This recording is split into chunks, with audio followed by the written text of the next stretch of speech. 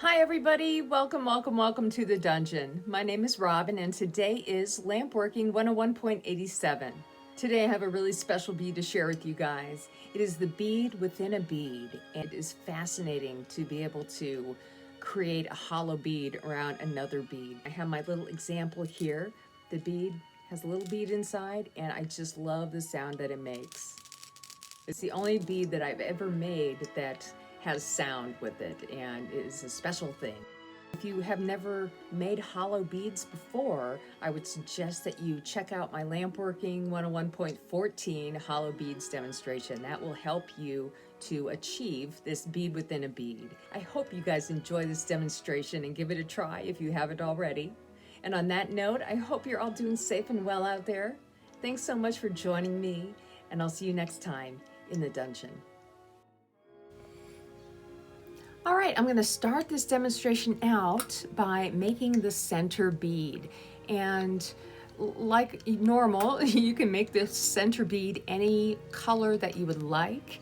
I would definitely keep it as small as you can make it if you've never done this technique before.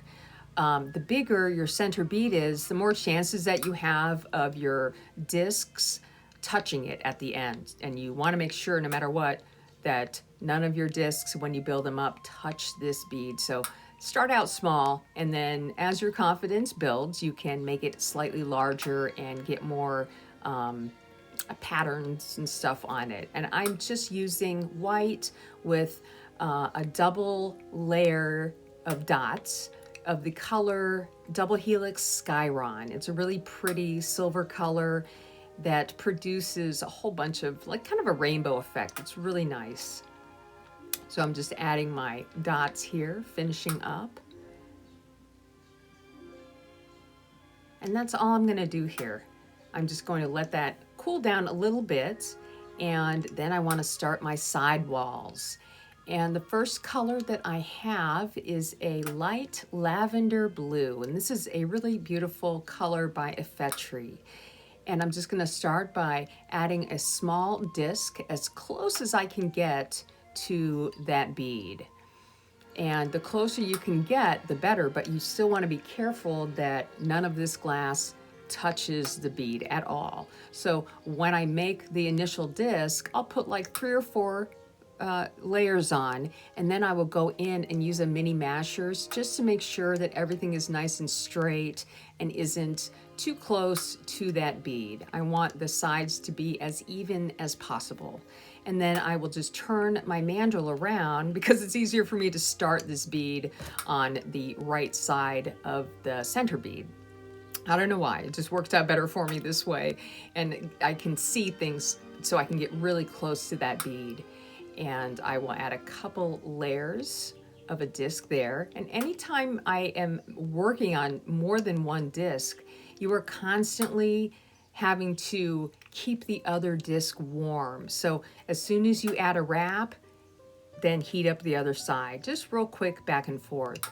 And once you have these 2 base discs built up and evened out with your mini mashers or your marvering pad, then you can go ahead and start to move on. And this next color that I'm going to use is the Effetre Kelp, and it's a really beautiful light yellow. And I'm just going to start by adding more glass, and this time I'm going to start on the left side of my bead. Anytime I make wraps, they usually tend to want to just kind of move to the right. I have a hard time building them up perfectly straight. So it's easier for me to work it this way because both the discs need to eventually start going towards each other. So I'm going to turn the disc around. This is another reason why I do really enjoy working in the center of the bead, because my discs tend to always move or shift to the right. It just works out good this way that I do it. Anyway, I'm just going to build up my other layer here of the kelp. And like I said before, once I add a layer, I make sure that I go and heat the other side. You never want to neglect the other side of the bead. And here I was just using the marvering pad to slightly start pushing that disc to the right. And here's my final color. This is a really pretty, very light rose. And I'm just gonna take the tip off there so I don't get a whole bunch of bubbles in my glass. And I will just very gently go ahead and start to turn my mandrel, and I just kind of do a kind of a little twist action back and forth while I add my glass. And that just kind of allows me the most amount of heat I can get. And I'll turn my mandrel around again and go ahead and add a little bit more glass. The bigger it gets, the crazier it can feel, you know, all the way around. You just want to make sure that you're always moving the mandrel when you have hot glass happening. You don't ever want the glass to fall in towards your bead. So the whole time you're kind of, you know, trying to keep everything warm but not overheating it. And I have just a little bit more to go. I will add a few more wraps here. And things might get a little sloppy the bigger that you get, and that's okay. As long as what you are doing does not touch the middle bead, you should be fine. Even if you had to add a few extra wraps or add a little bit of glass in the form of dots here or there. You can get really, really sloppy with the hollow bead as long as in the long run you don't have any holes in it for the air to escape. And I'm going to use a marvering pad just to gently start pushing that glass closer and closer to the other disc. And what I'm left over here is a pathway long enough for one more wrap of glass. So in order to pull everything together, you have a couple options. You can stitch it together like I'm going to do here with one hot bit of glass, or you can use your tweezers and heat and gently start to almost pinch the disc together. Whatever works best for you, but either way, you want to end up with a nice big hollow bit of glass, and you don't want to have any holes or any tiny like little openings where the air might escape. So here I am just trying to gently push everything inward a little bit. Again, doing my best not to push too hard because I don't want anything to touch the inside bead.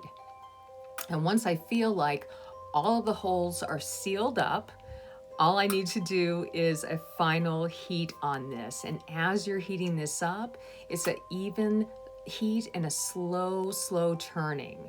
The faster that you turn at the end, the longer it can take for the glass to heat up. But if you turn nice and slow, the glass will accept that heat much quicker, and you'll find things happening faster for you.